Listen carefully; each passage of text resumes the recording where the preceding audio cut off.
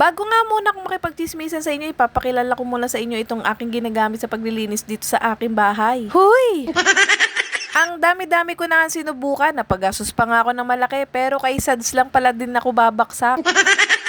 Paano ba naman kasi sa isang box meron siyang 10 pieces na pads na magagamit mo na ng mahigit isang buwan. At eto pa, kung meron kayong mga extra spray bottle dyan, kahit yung pads na lang ang bilhin nyo ay nakuday, sobrang tipid talaga niyan. Ang kinaganda pa ni Sads All-Purpose Cleaner, madideep clean niya yung buong bahay mo. At yung mga appliances nyo ay nakuday, mapapakintab niya yan. Without wasting plastic dahil napaka-eco-friendly nito ni Sads All-Purpose Cleaner. Kaya naman kung naghahanap kayo ng panglinis ng bahay nyo, tapos yung magpapakintab ng mga appliances nyo na sobrang affordable, eco-friendly, hindi masakit sa ilong at lalong-lalo na hindi masakit sa bulsa, ay nako Zay, lumipat ka na dito kay Sads All-Purpose Cleaner. Ganun!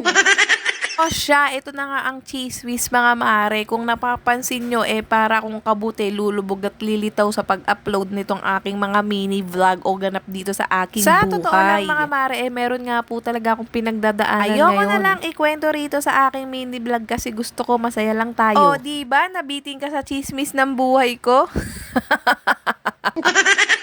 Naisipan ko na nga mag-ayos muna dito sa aking kusina dahil yung air fryer na binigay sa akin ng Tatay Alex nyo nakakalat Kaya lang. Nga inayos ko na nga tong aking hanging shelf para meron siyang mapwestuhan. Inamitan ko na nga ng Sads All-Purpose Cleaner itong aking hanging shelf dahil ang daming talsik ng mantika. Isa sa mga nagustuhan ko kay Sads All-Purpose Cleaner mga mare, yung mga talsik ng mantika naaalis niya pati yung amoy nun. Dahil merong lemon scent itong si Sads All-Purpose Cleaner na hindi masakit sa ilong. At nung napunasan ko na nga yung mga gamit ko dito sa kusina, isa-isa ko na nga silang binalik. Pati nga yung mga appliances ko dito sa bahay mga mare, si Sads lang talaga ang pinagkakatiwalaan Pati ko. Nga itong aking condiment shelves mga mare, si Sads All-Purpose Cleaner lang din ang gamit ko dyan. Ito na nga, ikwento ko na nga sa inyo dahil hindi ko nga kayo matiis mga mare. Bakit nga ba para kung kabuti lulubog lilitaw kung mag-upload nitong aking mga mini vlog? May mga araw mga mare na parang napapagod talaga ako kahit wala naman akong ginagawa. Ang gulo-gulo ng utak ko, buhol-buhol, pero hindi ko alam kung saan ang direction papunta. Ikaw ba mare, nagigets mo ba yung sinasabi ko? Kasi ako hindi ko na talaga siya naiintindihan bakit nararamdaman ko to. Ayoko naman magkwento sa iba kaya secret lang natin to.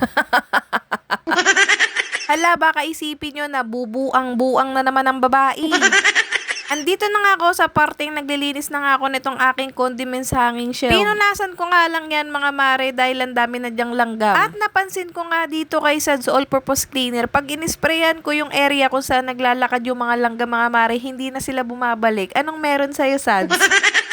Pagkatapos ko nga mapunasan itong aking hanging shelf at naipwesto ng aking air fryer mga mare, hinugasan ko na nga itong aking mga hugasin. Buti na nga lang sinapian ako ng kasipagan at ito nalinis ko nga ang aking kusina. Siya Padilla, hanggang dito na lang muna ang aking chismis. Sana meron kayo naintindihan sa aking mga kwento na wala namang kwenta.